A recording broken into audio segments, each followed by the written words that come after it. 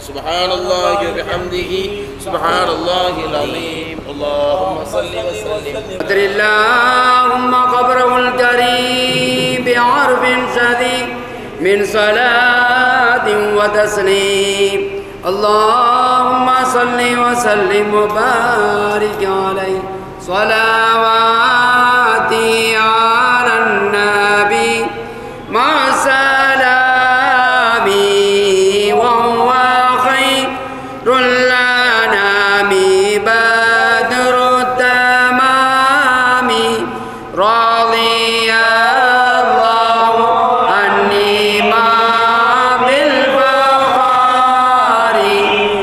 الإمام المحدثين البخاري صل سلم على النبي وآله وعلى صحبه والإمام البخاري صلواتي على النبي مع سلامي وهو خير الأنام بدر التمام.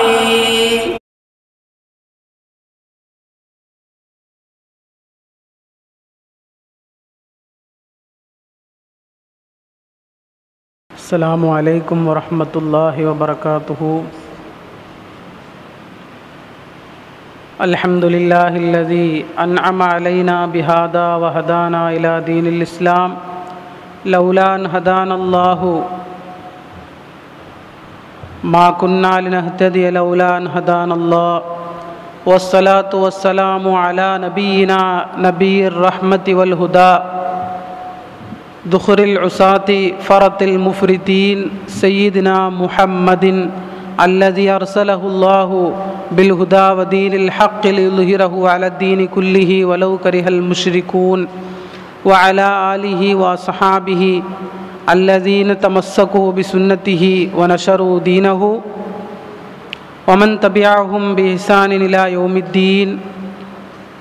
أما بعد فقد قال الله تعالى في كلامه القديم الفرقان المجيد أعوذ بالله من الشيطان الرجيم بسم الله الرحمن الرحيم إنا نحن نزلنا الذكر وإنا له لحافظون صدق الله مولانا العظيم وصدق رسوله النبي الكريم. قال رسول الله سيدنا محمد صلى الله عليه وسلم إن أصحابكم قد أصيبوا وإنهم قالوا اللهم بلغ عنا نبينا فإنا قد لقينا ما وعدتنا فرضيت عنا وأرضانا أو كما قال رسول الله صلى الله عليه وسلم.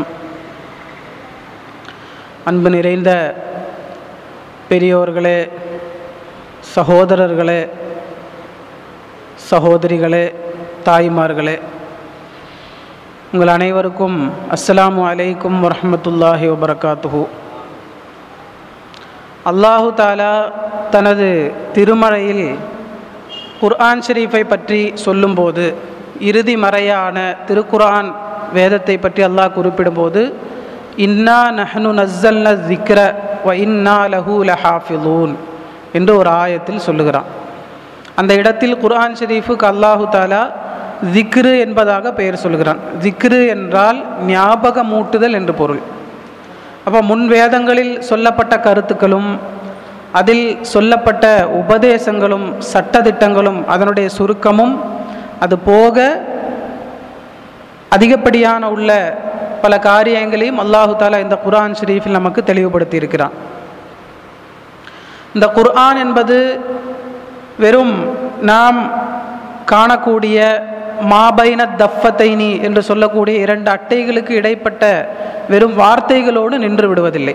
காரணம், சையதத்துனா ஆயிஷா ரலியல்லாஹு அன்ஹா அவர்களிடம் கேட்கப்பட்ட போது ரசூலுல்லாஹி ஸல்லல்லாஹு அலைஹி வஸல்லம் அவர்களுடைய குணநலன்களை விவரித்து தாருங்கள் என்று கேட்கப்பட்ட போது ஆயிஷா ரலியல்லாஹு அன்ஹா மிக சுருக்கமாக சொன்னார்கள், கான ஹுலுக்குஹு அல் குர்ஆன். நபி ஸல்லல்லாஹு அலைஹி வஸல்லம் அவர்களுடைய குணம் முழுக்க முழுக்க குர்ஆனாக இருந்தது. அப்போ குர்ஆன் இரண்டு வகைப்படும். ஒன்று சாக்கித்துல் குர்ஆன், மற்றொன்று நாத்திக்குல் குர்ஆன். சாக்கித்துல் குர்ஆன் என்பது நமது கரங்களில் தவழக்கூடிய அல்லாஹ்வின் இறுதி மறையான வேதமான குர்ஆன் ஷரீஃப், அரபி மொழியில் அமைந்திருக்கக்கூடிய சூரத்துல் ஃபாத்திஹா தொடங்கி சூரத்துல் நாஸ் வரை உள்ள இந்த குர்ஆன் ஷரீஃபு இது சாக்கித்துல் குர்ஆன். இது ஒரு மனிதனுடைய வழிகாட்டுதலுக்காக அல்லாஹு இறக்கி தந்தது. மற்றொன்று நாத்திக்குல் குர்ஆன், அந்த குர்ஆனை விவரித்து உம்மத்தினர்களுக்கு இந்த எழுத்து உருவில் இருக்கக்கூடிய இந்த லிபியை வாழ்வில் எவ்வாறு கொண்டு வருவது என்று சொல்லித்தரக்கூடிய முபையினாக, சொல்லித்தரக்கூடிய ஒரு ரசூலாக அல்லாஹு தாலா நபி ஸல்லல்லாஹு அலைஹி வஸல்லம் அவர்களை நமக்கு அனுப்பி தந்திருக்கிறான். அப்போ இந்த குர்ஆன் என்பது நம் கையில் இருக்கக்கூடிய அந்த லிபி, அதனுடைய சரித்திரம் நாம் தெரிந்து வைத்திருக்க வேண்டிய ஒன்று. அதை தெரிந்து வைத்திருப்பதும் அதை ஒவ்வொரு தடவை நாம் நினைவு கூறுவதும் நமக்கு ஈமானுடைய உறுதி ஏற்படுத்துவதற்கு மிக உபகாரமானதாக அது அமையும். காரணம், நம் கையில் இருக்கக்கூடிய இந்த குர்ஆன் ஒரு எளிதான ஏதோ ஒரு முறையில் ரசூலுல்லாஹி ஸல்லல்லாஹு அலைஹி வஸல்லம் அவர்கள் மீது இறங்கியது, சஹாபாக்கள் எழுதினார்கள், அப்படியே அது புக்காக போட்டார்கள், அச்சடித்தார்கள், பரவியது, அவ்வாறு இல்லை. இந்த குர்ஆனுக்காக எக்கச்சக்கமான உயிர்கள், எக்கச்சக்கமான அர்வாஹ முகத்தஸா என்று சொல்லப்படக்கூடிய பரிசுத்தமான உயிர்கள் இதற்காக பலியாகி இருக்கின்றன, ஷஹீதாகி இருக்கின்றன. அதனுடைய வரலாறை நாம் பல முறை கேட்டிருப்போம்.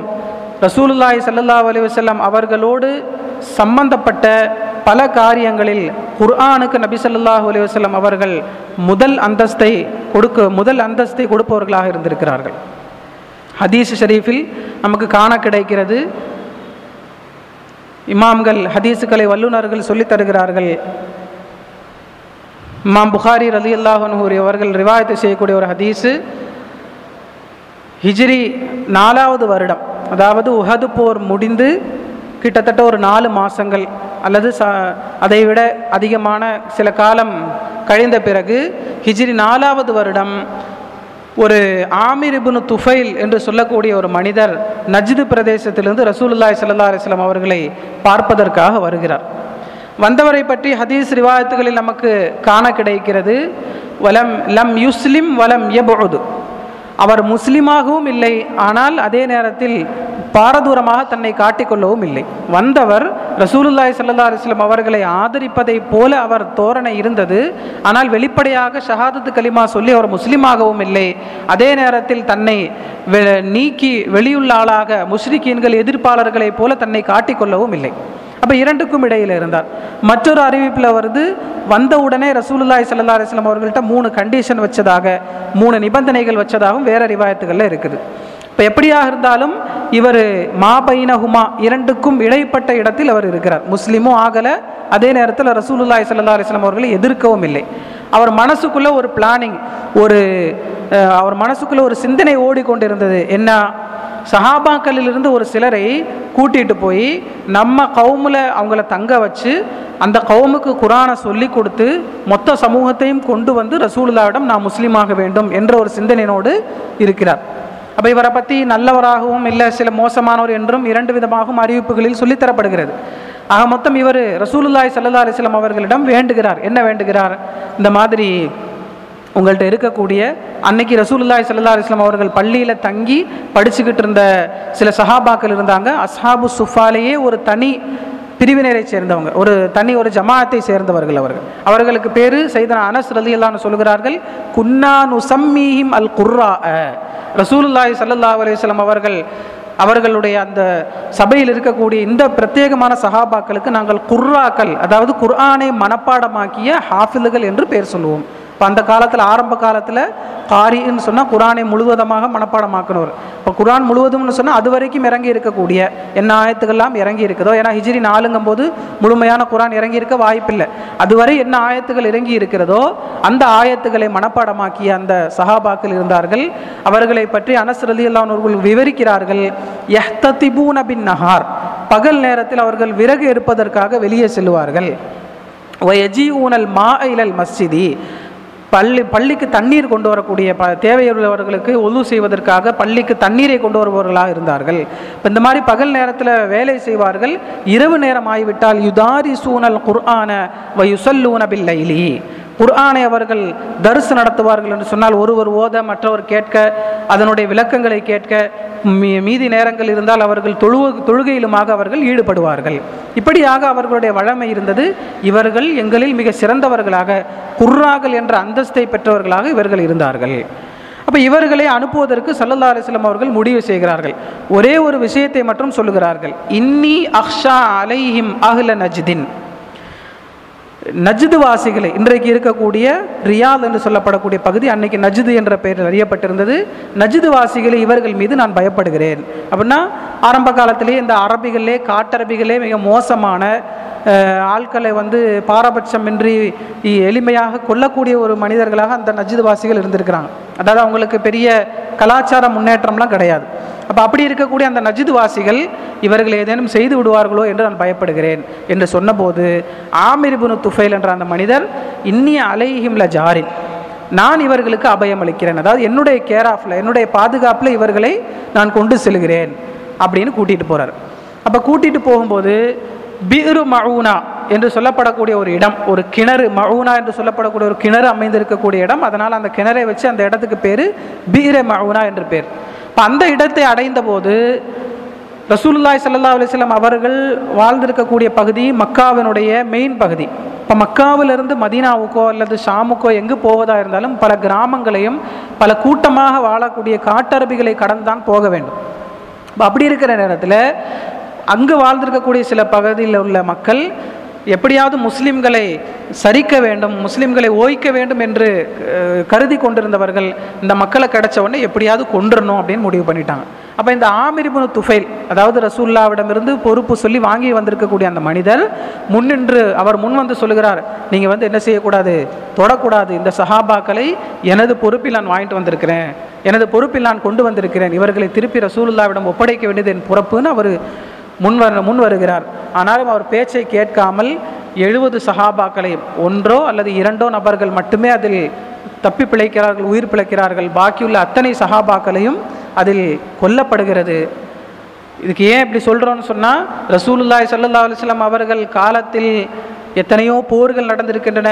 ஹிஜ்ரி 4 போது கூட அதற்கு முன்னாடே பத்ரு உஹதெல்லாம் கழிந்திருக்கிறது, பத்ரு உஹதெல்லாம் நடந்து முடிந்திருக்கிறது. ஆனால் அப்போதெல்லாம் ஸல்லல்லாஹு அலைஹி வஸல்லம் அவர்கள் கவலைப்பட்டார்கள், இதை போன்று அங்கு கவலைப்படவில்லை. சையதுனா அனஸ் ரலியல்லாஹு அன்ஹு அவர்கள் சொல்லுகிறார்கள், ஃபமா ரஐது ரசூலுல்லாஹி ஸல்லல்லாஹு அலைஹி வஸல்லம் வஜத அலா ஷைஇன் மா வஜத அலைஹிம். இந்த பிரு மௌனாவில் கொல்லப்பட்ட 70 ஹாஃபிதீன்கள், பிரு மௌனா போரின் போது அவர்களை சதிக்கப்பட்டு வஞ்சிக்கப்பட்டு ஏமாற்றி கொலை செய்யப்பட்ட இந்த 70 நபர்கள், இவர்கள் மீது ரசூலுல்லாஹி ஸல்லல்லாஹு அலைஹி வஸல்லம் அவர்கள் வருத்தப்பட்டதை போல், இவர்கள் மீது ரசூலுல்லாஹி ஸல்லல்லாஹு அலைஹி வஸல்லம் கவலை கொண்டது போல் வேறு எங்கும் நான் கவலைப்பட்டு பார்க்கவில்லை. இப்போ ஒன்றாவது காரணம், இவர்கள் அத்தனை பேரும் சஹாபாக்கள் மட்டுமல்ல, குர்ஆனுக்கு உரியவர்களாக இவர்கள் இருந்திருக்கிறார்கள். ஆனால் அனஸ் ரலியல்லாஹு அன்ஹு முன்னாடியே சொல்லியிருக்காங்களா இல்லையா, இவர்களை குர்ஆக்கள், அஹ்லுல் குர்ஆன் என்று எங்களுக்கு இடையில் அறியப்படுமாதாக இருந்தது, எங்களுக்கு இடையில் நாங்கள் அவர்களை பேசுவோம். அப்போ இந்த 70 சஹாபாக்கள் கொல்லப்பட்ட செய்தி ரசூலுல்லாஹி ஸல்லல்லாஹு அலைஹி வஸல்லம் அவர்களிடம் வந்து சேரும்போது ரசூலுல்லாஹி ஸல்லல்லாஹு அலைஹி வஸல்லம் அவர்கள் 1 மாதம் ஷஹ்ரன் முத்ததாபியன் என்ற ஹதீஸுகள் இருக்குது, தொடர்படியான 1 மாதம். மற்றொரு ரிவாயத்தில் சலாசீன சபாஹன், 30 காலைகள் ரசூலுல்லாஹி ஸல்லல்லாஹு அலைஹி வஸல்லம் சுபுஹில் தொடர்படியாக குனூத் ஓதினார்கள். அந்த குனூத்தில் இந்த போரில் சஹாபாக்களை கொன்றவர்களான ரஅல், தக்வான், பனு லஹ்யான், உஸையா என்ற அரபு கோத்திரங்களை அத்தனை பேரையும் சபித்து ஸல்லல்லாஹு அலைஹி வஸல்லம் குனூத் ஓதினார்கள். ரசூலுல்லாஹி ஸல்லல்லாஹு அலைஹி வஸல்லம் அவர்களுடைய குணநலன் என்ன, ரசூலுல்லாஹினுடைய அவர்களுடைய உயர்ந்த அந்த நற்பண்புக்கு யாரும் ஈடாக வர முடியாது.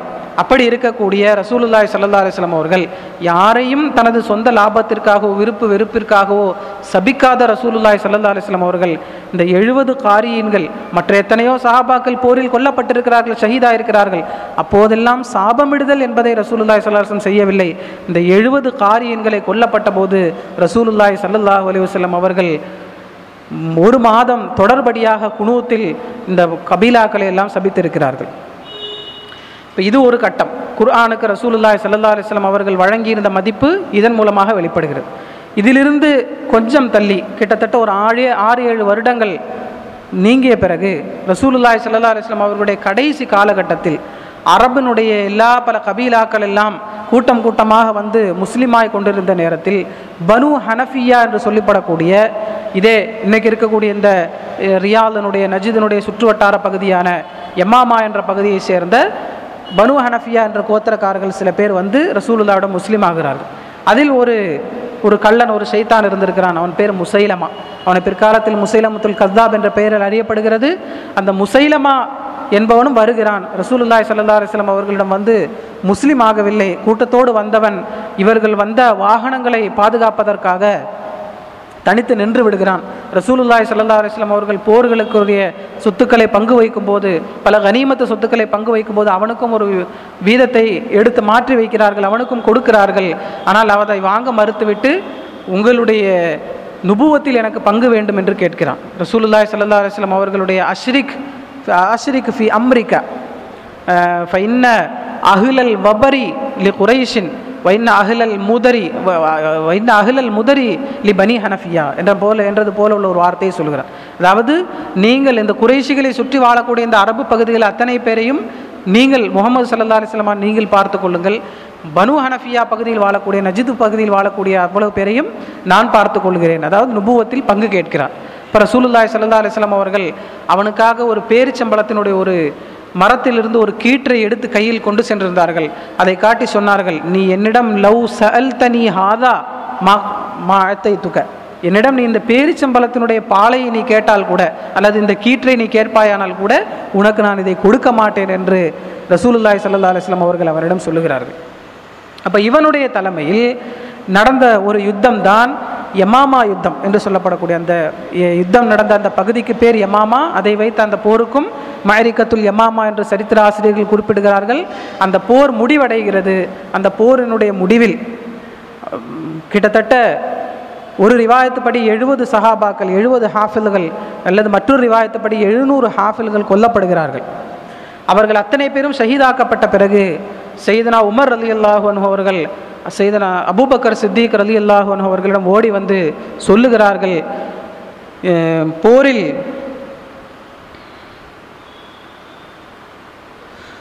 கிட்டத்தட்ட அனைத்து ஹாஃபில்களும் அனைத்து காரியங்களும் கொல்லப்பட்டு அத்தனை பேர்களும் வஃபாத்தாகி கொண்டிருக்கிறார்கள். இப்படியே சென்றால் குர்ஆன் மொத்தமாக நம்மளுடைய கைவிட்டு சென்றுவிடும். ஆகவே நீங்கள் என்ன செய்யுங்கள், குர்ஆனை ஒன்று சேருங்கள் என்று முதலாக பல பகுதிகளிலும் சூறாக்களாகவும் ஆயத்துகள் வடிவிலும் பிரிந்திருந்த பாகமாக பிரிந்திருந்த அந்த குர்ஆனை சையதுனா உமர் ரலியல்லாஹு அன்ஹு அவர்கள் வந்து அபூபக்கர் சித்திக் ரலியல்லாஹு அன்ஹு ஒன்று சேர்க்க ஜம்உ செய்ய சொல்லுகிறார்கள். ஒன்று சேருங்கள்.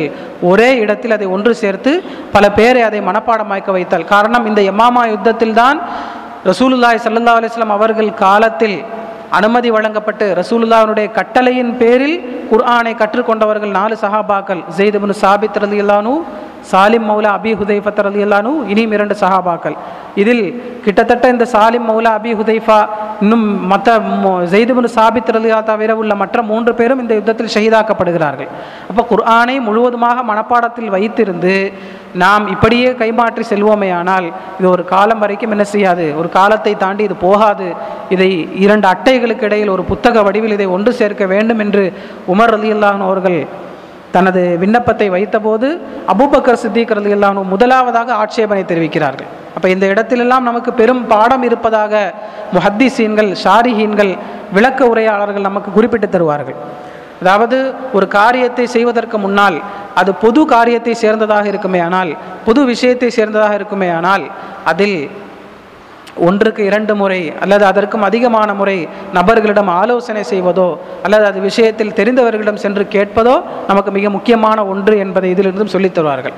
சையதுனா உமர் ரலியல்லாஹு அன்ஹு அவர்கள் சொன்னபோது அபூபக்கர் சித்திக் ரலியல்லாஹு அன்ஹு கேட்டார்கள், கைஃப அஃஅலு ஷைஅன் லம் யஃஅலுஹு ரசூலுல்லாஹி ஸல்லல்லாஹு அலைஹி வஸல்லம், நபி ஸல்லல்லாஹு அலைஹி வஸல்லம் வாழ்வில் செய்யாத ஒன்றை நான் எவ்வாறு செய்வது? வெளிப்படையில் ரசூலுல்லாஹ் அப்படி செய்யலை. தன்னுடைய வாழ்நாளில் குர்ஆனை பல இடங்கள்லேருந்து ஒன்று சேர்த்து அதை ஒரு நூல் வடிவில் செய்யலை. அதை நான் எப்படி செய்வது? இது அந்த சஹாபாக்களுக்கு தெரியாமல் இல்லை. இது சேர்ப்பது நல்லது தான், இது சேர்ப்பதன் மூலமாக உம்மத்துக்கு ஹைராக இருக்கும் என்பது உமர் ரலியல்லாஹு அன்ஹுவை விட முந்தி யாருக்கு தெரியும்? அபூபக்கர் சித்திக் ரலியல்லாஹு அன்ஹு அவர்களுக்கு தெரியும். ஆனாலும் இது உம்மத்திற்கு மிக பெரும் ஒரு படிப்பினையாக நடக்கக்கூடிய ஒரு நிகழ்வு. அதனால் இவ்வாறு கேள்வி பதிலின் மூலமாக உம்மத்துகளுக்கு காட்டித் தருகிறார்கள், ரசூலுல்லாஹி ஸல்லல்லாஹு அலைஹி வஸல்லம் செய்யாத விஷயத்தை நான் எவ்வாறு செய்வது. அப்போ உமர் ரலியல்லாஹு அன்ஹு பதில் அளிக்கிறார்கள், இன்னஃபி வல்லாஹி இன்னஃபி ஹாதால ஹைரா, நிச்சயமாக இது அல்லாஹ் மீது சத்தியமாக இதில் நன்மைதான் இருக்கிறது. அப்போ உமர் ரலியல்லாஹு அன்ஹு அவர்கள் அங்கே விளக்கி தருகிறார்கள், புதிதாக உண்டாக்கப்படக்கூடிய காரியங்களில் நன்மையும் தீமையும் இருக்கிறது. அப்போ நன்மை உள்ளதை எடுக்க வேண்டும், தீமை உள்ளதை தவிர்க்க வேண்டும். எல்லா பிதஅத்துகளும் மோசமானது இல்லை என்பதை அங்கே உமர் ரலியல்லாஹு அன்ஹு அவர்கள் சொல்லி தருகிறார்கள். இப்போ அந்த மாதிரி ரசூலுல்லாஹி ஸல்லல்லாஹு அலைஹி வஸல்லம் அவர்கள் செய்யாததை நான் எவ்வாறு செய்வது என்று அபூபக்கர் ரலியல்லாஹு தஆலா அன்ஹு அவர்கள் கேட்டதற்கு காரணம், புதிதாக தான் தோன்றித்தனமாக நாம் இஷ்டப்பிரகாரம் நமக்கு மனத்தில் ஒன்று தோன்றியது அதன் காரணமாக நாம் செயல்பட்டு விடலாம் என்பது இந்த தீனில் கூடாது. அவ்வாறு செயல்பட்ட விஷயம் அல்ல இது என்று குர்ஆனுடைய ஒன்று சேர்த்தலை பற்றி சொல்வதற்காகவும் அபூபக்கர் சித்திக் ரலியல்லாஹு தஆலா அந்த கேள்வியை கேட்கிறார்கள். இன்னொன்று ஷாரிஹீன்கள் இதை பற்றி இன்னொரு ஹிக்மத்தை சொல்லுகிறார்கள். ஏன் ரசூலுல்லாஹி ஸல்லல்லாஹு அலைஹி வஸல்லம் அவர்கள் காலத்தில் இது ஒன்று சேர்க்கப்படவில்லை? ரசூலுல்லாஹி ஸல்லல்லாஹு அலைஹி வஸல்லம் அவர்கள் காலத்திலேயே இதை ஒன்று சேர்த்து குர்ஆன் வடிவில் நூல் வடிவில் கொடுத்து போயிருக்கலாமே, ஏன் ஒன்று சேர்க்கல? அதுக்கு காரணம் சொல்லுகிறார்கள், ரசூலுல்லாஹி ஸல்லல்லாஹு அலைஹி வஸல்லம் அவர்களுடைய காலம் என்பது வஹி இறங்கி கொண்டிருக்கக்கூடிய காலம். வஹி இறங்கி கொண்டிருக்கக்கூடிய காலத்திலே இதை மொத்தமாக எழுதி ஒன்று சேர்த்து இதை அனுப்பிவிடுங்கள் என்று சொன்னால், ரசூலுல்லாஹினுடைய வஃபாத்துக்கு முந்தின நொடி வரை, அதற்கு ஒரு நொடிக்கு முன்பாக வரை வஹியை எதிர்பார்த்து கொண்டிருக்கக்கூடிய ஒரு வேலை. அப்போது நூல் வடிவில் அதை தயாரித்து கொண்டு போய்விட்டால் அதற்கு பிறகு இறங்கக்கூடிய வஹி சேர்க்கப்படாமல் போனால் அது முஸ்லிம்களுக்கு இடையில் என்ன ஏற்படும்? பிரிவினை ஏற்படுத்தப்படும். ரசூலுல்லாஹினுடைய வஃபாத்து வெளிப்படையான இந்த உலகத்தை விட்டு மறைதல் ஏற்பட்டு விட்டால் இனி அதற்கு பிறகு அந்த குர்ஆனை யாரும் என்ன செய்ய முடியாது, இனி இதுக்கு பிறகு ஒரு புதிய ஒரு ஆயத்தை கொண்டு வர முடியாது, யாருக்கும் வாய்ப்பில்லை, வஹி வருவதற்கு வாய்ப்பில்லை. ஆகவே ரசூலுல்லாஹி ஸல்லல்லாஹு அலைஹி வஸல்லம் அவர்கள் சேர்க்காத, ஒன்று சேர்த்து ஒரு அட்டைக்குள் தராத ஒரு விஷயத்தை அபூபக்கர் ரலியல்லாஹு அன்ஹு, உமர் ரலியல்லாஹு அன்ஹு, பிற்காலத்தில் உஸ்மான் கனி ரலியல்லாஹு அன்ஹு, அலி ரலியல்லாஹு அன்ஹு போன்ற குலஃபாக்களை வைத்து அல்லாஹு தஆலா இந்த வேலையை வாங்குகிறான். இப்போ முதலாக 2 அட்டைக்குள்ளாக இந்த குர்ஆனை கொண்டு வந்தவர்கள் சையதுனா சித்திக் அக்பர் ரலியல்லாஹு அன்ஹு. அப்படி கொண்டு வரப்பட்ட அந்த பிரதி அபூபக்கர் நாயகம் ரலியல்லாஹு அன்ஹு அவர்களுடைய காலத்திலும், அவர்களுக்கு பின்னால் ஹலீஃபா அமீருல் மூமினின் உமர் ரலியல்லாஹு அன்ஹு அவர்கள் காலத்திலும், அவர்களுக்கு பின்னால் அவர்களின் மகளான சையதத்துனா உம்முல் மூமினின் ஹஃப்ஸா பின்த் உமர் ரலியல்லாஹு அன்ஹுமா இவர்கள் கையிலும் இருந்தது. சித்திக் அக்பர் ரலியல்லாஹு அன்ஹு, உமர் ரலியல்லாஹு அன்ஹு, ஹஃப்ஸா ரலியல்லாஹு அன்ஹா. இப்போ இந்த வழி பிரகாரம் ஹஃப்ஸா ரலியல்லாஹு அன்ஹா அவர்களுடைய காலத்தில் உஸ்மான் ரலியல்லாஹு அன்ஹு அவர்கள் ஹலீஃபாவாக இருக்கிறார்கள்.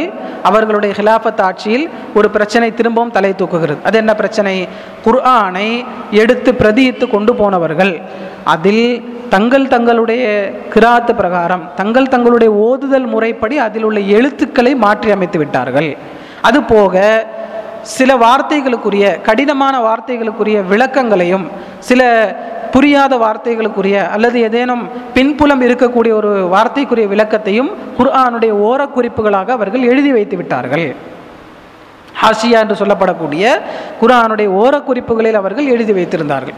அப்போ இந்த எழுதி வைத்த அத்தனையும் குர்ஆனாகத்தான் அவர்களுக்கு இடையில் அறியப்பட்டிருந்தது. ரெண்டும் எந்த கலர் வித்தியாசம் இல்லாத, மையினுடைய நிறம் வித்தியாசம் இல்லாத ஒரே கலரில் தான் இரண்டும் எழுதப்பட்டிருந்ததின் காரணமாக இது அத்தனையும் குர்ஆனாக இடையில் சேர்ந்து விடுமோ என்ற அச்சம் நிலவியது. அதன் காரணமாக திரும்பவும் சில தாபியின்கள் வந்து உஸ்மான் ரலியல்லாஹு அன்ஹு அவர்களிடம் வேண்டுதல் வைக்கிறார்கள், குர்ஆனை ஒரு போல இருக்க வேண்டும், அதனுடைய லிபி எழுத்துரு ஒரே போலதாக இருக்க வேண்டும், ஓதுதல் குறைஷிகளுடைய ஓதுதல் பிரகாரம் அமையட்டும், எழுத்து உரு அல்லாஹு தாலா எவ்வாறு இறக்கினானோ அவ்வாறே அது அமைய வேண்டும் என்ற வேண்டுதலின் பேரில் சையதத்துனா ஹஃப்ஸா ரலியல்லாஹு அன்ஹா அவர்கள் கையில் இருந்த குர்ஆனை வாங்கி அதை 5 பிரதிகள் எடுத்துவிட்டு ஒரு பிரதியை தன்னிடத்தில் வைத்துக்கொண்டு 4 பிரதியை உலகின் 4 மூலைகளுக்கும் அனுப்புகிறார்கள். அந்நேரத்தில் ஹிலாஃபத்தே உஸ்மானியா என்பது தொடங்கி கிட்டத்தட்ட கடல் கடந்து ஆப்பிரிக்கா பல பிரதேசங்களிலும் இஸ்லாம் சென்றடைந்து விட்டது. அவ்வாறான நேரத்தில் சையதுனா உஸ்மான் ரலியல்லாஹு தஆலா அன்ஹு அவர்கள் இந்த ஒரு பெரும் வேலையை செய்கிறார்கள். அப்போ ஒவ்வொரு போர்களிலும் ஹுஃபாதுகள் பலரும் கொல்லப்படும் நேரத்தில் ரசூலுல்லாஹி ஸல்லல்லாஹு அலைஹி வஸல்லம் அவர்களாக இருக்கட்டும், சஹாபாக்களாக இருக்கட்டும், இந்த குர்ஆனுக்காக, இந்த குர்ஆனை இங்கு நிலைநிறுத்துவதற்காக அவர்கள் அரும்பாடுபட்டு அவர்கள் என்ன செய்திருக்கிறார்கள், தனது உயிரை தியாகம் செய்து இந்த குர்ஆனுடைய நிலைநிறுத்தத்துக்கு அவர்கள் தன்னை அர்ப்பணித்திருக்கிறார்கள். நமக்கு இதில் உள்ள விஷயம் என்னவென்று சொன்னால், அல்லாஹு தாலா எடுத்த வாக்குறுதி ஒன்று. எது? குர்ஆனை பாதுகாப்பது என்பது அல்லாஹு தன் மீது ஏற்ற ஒன்று. இன்னா நஹனு நஸ்ஸல்னா திக்ர வ இன்னா லஹு லஹாஃபிதுன். மொத்தத்தில் இந்த குர்ஆனாக இருக்கட்டும், தீனுல் இஸ்லாம் என்ற ரசூலுல்லாஹி ஸல்லல்லாஹு அலைஹி வஸல்லம் அவர்கள் காட்டி தந்த இந்த மார்க்கத்தில் நமது காரணமாக ஏதேனும் ஒரு குறைவு, ஒரு புள்ளி, ஒரு கரும்புள்ளி இந்த மார்க்கத்தில் ஏற்படுவதை நாம் மிகவும் கவனித்துக் கொள்ள வேண்டும். காரணம், இந்த ஹதீஸில் இவ்வளவு தூரம் சொல்லி வந்ததில் பல சஹாபாக்களும் அந்த போரின் போது, இப்போது முன்னாடி நம்ம சொன்ன அந்த பிர் மவுனா என்று சொல்லப்படக்கூடிய அந்த யுத்தத்தில் செய்துனா ஹராம் இப்னு மில்ஹான் ரலியல்லாஹு அன்ஹு, இவங்க யாருன்னு சொன்னால் செய்துனா அனஸ் ரலியல்லாஹு அன்ஹு அவர்களுடைய தாய் மாமா. இவர்கள் தன்னுடைய உயிரை அர்ப்பணித்து முன்பு செல்கிறார்கள். அதாவது இந்த 70 காரிகளை பின்னிறுத்திவிட்டு 69 நபர்களை பின்னிறுத்திவிட்டு 70வது நபரான ஹராம் இப்னு மில்ஹான் ரலியல்லாஹு அன்ஹு அவர்கள் எதிரிகளிடம் நேரிட்டு சென்று அவர்களிடம் பேசி கொண்டிருக்கிறார்கள். அவர்கள் ஏமாற்றக்கூடியவர்களா, இல்லை உண்மையிலேயே ரசூலுல்லாஹினுடைய தூதுத்துவத்தை ஏற்பதாக இருக்கிறார்களா என்று அவர்கள் முன் சென்று பேசும்போது அவர்கள் அறியாத விதமாக பின்னிருந்து ஈட்டியால் குத்தப்படுகிறது. குத்திய போது அவர்கள் சொன்ன வார்த்தை ஃபுஸ்து வரப்பில் கஅபா, கஅபாவினுடைய இறைவன் மீது சத்தியமாக, புனித ஆலயமாக இருக்கக்கூடிய இறை ஆலயத்தின் ரப்பின் மீது சத்தியமாக நான் வெற்றி பெற்று விட்டேன் என்று அவர்கள் சொல்லுகிறார்கள். அப்போ குர்ஆனுக்காக தனது உயிரையும் அவர்கள் துச்சமாக மதித்து அவர்கள் இந்த குர்ஆனுடைய வார்த்தைகளை நிலைநிறுத்துவதற்கு தனது உயிரை அர்ப்பணம் செய்கிறார்கள் என்றால், அதற்கு பிறகு ஏற்பட்ட பலவிதமான கருத்து வேற்றுமைகள், குர்ஆனுடைய லிபியிலும் குர்ஆனுடைய தஃசீர்களிலும் ஏற்பட்ட கருத்து வேற்றுமைகள் முஸ்லிம்களை பல பிரிவினராக இன்னைக்கு ஆக்கியிருப்பதை நாம் பார்க்க முடிகிறது. அல்லாஹு தஆலா காப்பாற்றுவானாக. இதற்கெல்லாம் காரணம் என்னவென்று சொன்னால், குர்ஆனை அணுக வேண்டிய முறை என்பது தவறி போனதுதான் என்பதை இமாம் கஸ்ஸாலி ரலியல்லாஹு அன்ஹு அவர்கள் தனது இஹ்யா உலூமுத்தீனில் விவரிக்கிறார்கள். குர்ஆனை நாம் அணுகுவதற்கு வெளிரங்கமான 10 மரியாதைகளையும் உள்ரங்கமான 10 மரியாதைகளையும் இமாம் கஸ்ஸாலி ரலியல்லாஹு அன்ஹு அவர்கள் தனது இஹ்யா உலூமுத்தீனில் தொகுத்து தருகிறார்கள். வெளிரங்கமான மரியாதை நமக்கு தெரியும், நம்மளுடைய உஸ்தாமார்கள் சொல்லி தந்திருப்பாங்க. அவங்க அதை ஒரு 10 லிஸ்ட்டு போட்டு சொல்கிறாங்க. என்ன சொல்கிறாங்க?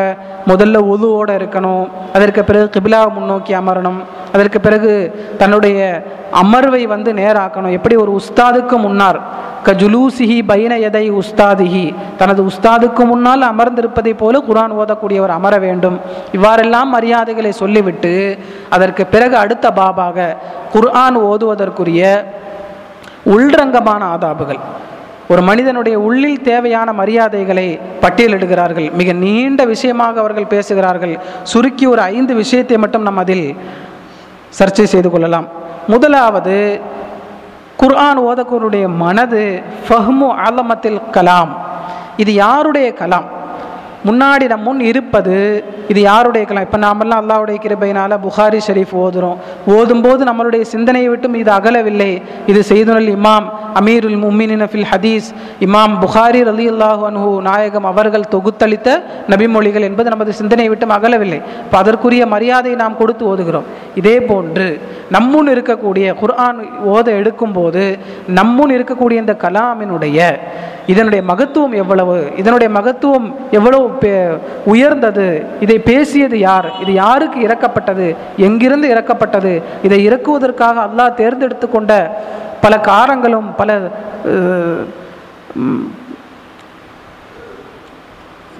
பல கால நேரங்கள் என்னவெல்லாம் அல்லாஹு தஆலா இதற்காக பிரத்யேகமாக தேர்ந்தெடுத்தான், எந்த நபரை தேர்ந்தெடுத்தான், எந்த மலக்கை தேர்ந்தெடுத்தான், எந்த மலையை தேர்ந்தெடுத்தான், இவ்வாறாக பலதையும் அல்லாஹு பார்த்து பார்த்து இந்த குர்ஆனை இறக்கிறார் என்றால், குர்ஆனில் ஒரு வசனம் சொல்லித்தரும் அதனுடைய வலிமையை, அதனுடைய உன்னதத்தை நமக்கு உணர்த்தி தரும்.